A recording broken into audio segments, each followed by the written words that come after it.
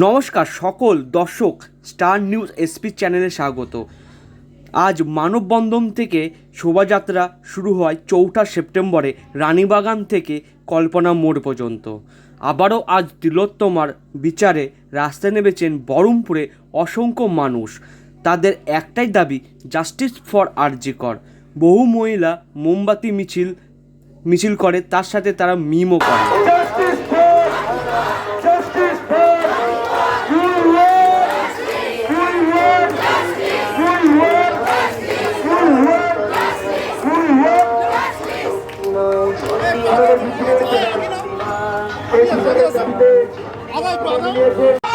অপরাধীদের আড়াল করার চক্রান্ত মানছি না, মানব না।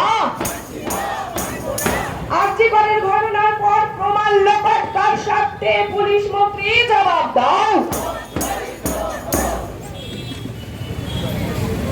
We want তোমার স্বর আমার স্বর,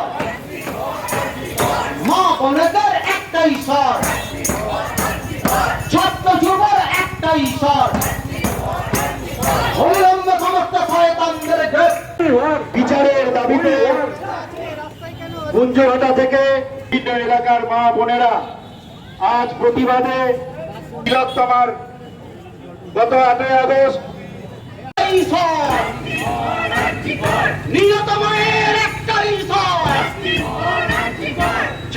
সকলের পরিচিতি মুখ এই শহরের মাহফুজ আলম ডালিম, যাকে আমরা সবাই ডালিমদা হিসেবে চিনি, আর একজন প্রতিবাদিনী যিনি এই খুনের প্রথম দিন থেকে